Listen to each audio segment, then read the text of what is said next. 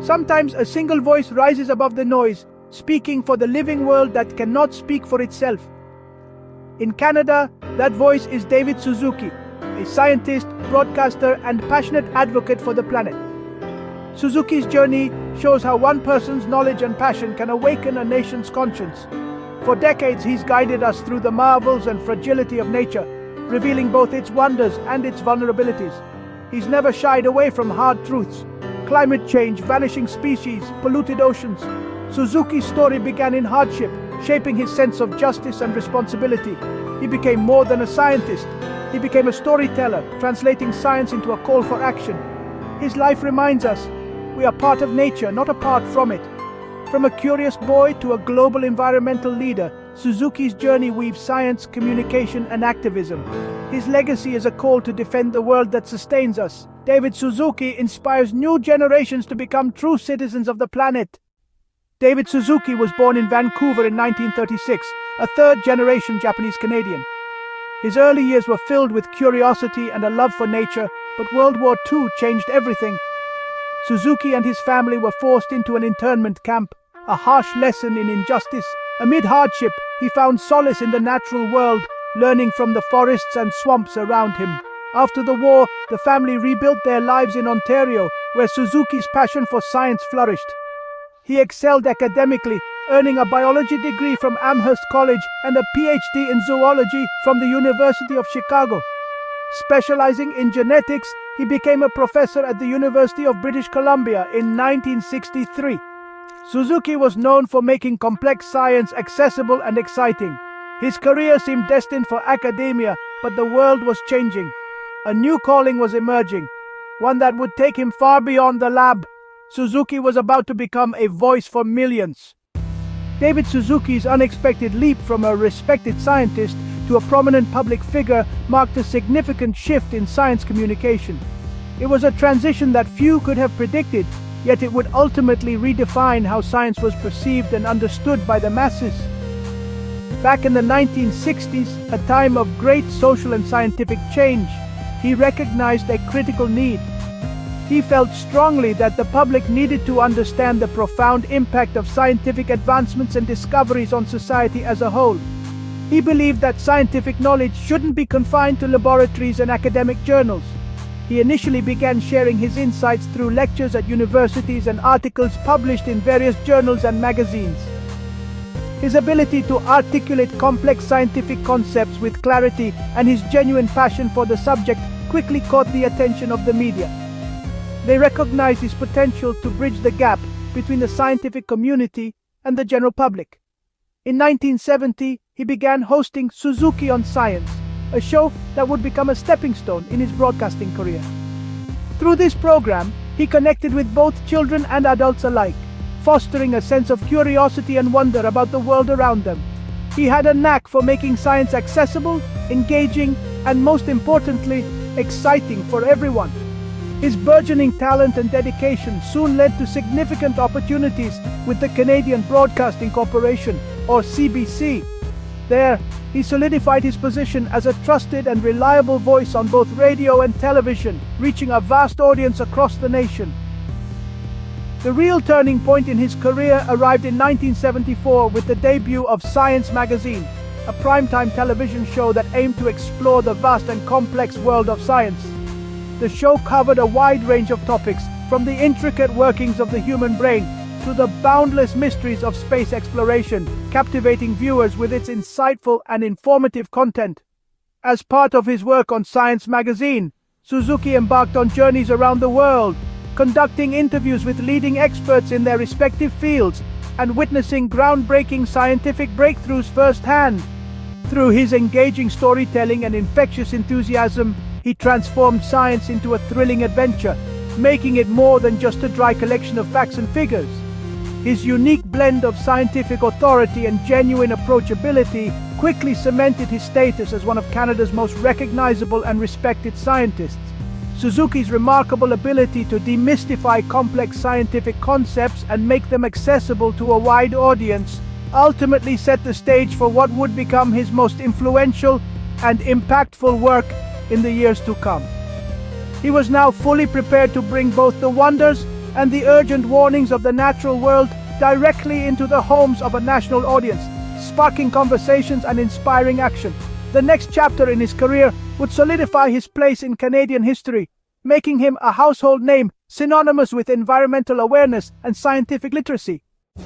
In 1979, David Suzuki stepped into a role that would define his career and significantly impact environmental awareness. He became the host of The Nature of Things, a program already established but poised for transformation. Suzuki took the reins and transformed it into a powerful platform, not just for showcasing the wonders of the natural world, but for rigorous environmental education. He understood the power of television to reach a broad audience. The show took viewers on incredible journeys, guided by Suzuki's insightful commentary and the stunning visuals captured by dedicated film crews. These journeys spanned the globe, from the mysterious and unexplored ocean's depths teeming with life to the Arctic's seemingly desolate but vital frozen landscapes, revealing ecosystems on the front lines of climate change. Each episode meticulously revealed the planet's breathtaking diversity, highlighting the interconnectedness of all living things and the delicate balance that sustains them. Suzuki's calm, authoritative voice became synonymous with environmental awareness. He expertly guided millions of viewers through complex ecosystems, breaking down scientific concepts into easily digestible information. More importantly, he addressed urgent environmental issues with unflinching honesty. The Nature of Things was far more than just a celebration of the planet's beauty and natural wonders. It was, at its core, a powerful and consistent call to action, urging viewers to become active participants in protecting the environment. The program fearlessly tackled critical issues like deforestation, exposing the devastating impact of logging practices, the pervasive threat of pollution, detailing its effects on air, water, and soil, the heartbreaking reality of extinction, showcasing the plight of endangered species, ice, and the looming crisis of climate change, presenting the science and the potential consequences with clarity and urgency. It addressed these critical issues long before they became mainstream concerns, positioning The Nature of Things as a pioneer in environmental journalism. The program consistently presented scientific evidence with unwavering honesty, ensuring that viewers were informed by facts, not just opinions. It didn't shy away from holding corporations and governments accountable for their environmental policies and practices. Through his accessible and engaging style, Suzuki educated generations about the importance of environmental stewardship. He fostered a profound sense of connection to the natural world and instilled a deep sense of personal responsibility for its well-being. The show effectively made complex environmental issues feel deeply personal and undeniably urgent, compelling viewers to take notice and consider their own impact. For countless individuals, watching The Nature of Things was a formative experience, sparking a lifelong passion for environmental protection. It played a pivotal role in shaping their worldview, fostering a deep appreciation for nature and a commitment to sustainability. Suzuki's compelling storytelling inspired viewers not only to care deeply about the environment, but also to translate that care into meaningful action in their own lives and communities. The program's remarkable and enduring success, spanning decades, is a powerful testament to David Suzuki's unique ability to connect with audiences and communicate complex environmental issues effectively. He had the rare gift to both inform and inspire, leaving a lasting legacy on environmental awareness. The Nature of Things became more than just a television show. It became a window to the world, offering a global environmental perspective, and a mirror reflecting our collective choices and their profound impact on the planet we call home. As Suzuki's understanding of the environmental crisis deepened, he began to grapple with the immense scale of the problem. He could no longer remain neutral, feeling a growing sense of responsibility to use his knowledge for the greater good. The weight of the evidence pushed him towards a path of advocacy. He saw firsthand the scale of destruction, the devastating impact of human activity on the natural world, and felt compelled to act, not just report. He realized that simply documenting the problem wasn't enough. He needed to be part of the solution. Suzuki became one of Canada's most outspoken environmental activists, a prominent voice in the fight for a sustainable future. using his platform to challenge government inaction, demanding that policymakers prioritize environmental protection. He criticized leaders for prioritizing short-term gains over the planet's future, calling out the short-sightedness of policies that favored economic growth at the expense of the environment, always backing his arguments with science, ensuring that his activism was grounded in solid evidence and rigorous research. Suzuki argued that our economic systems are unsustainable, built on a model of endless consumption and resource depletion, demanding a radical shift in our relationship with nature, advocating for a new paradigm that values ecological balance and long-term sustainability.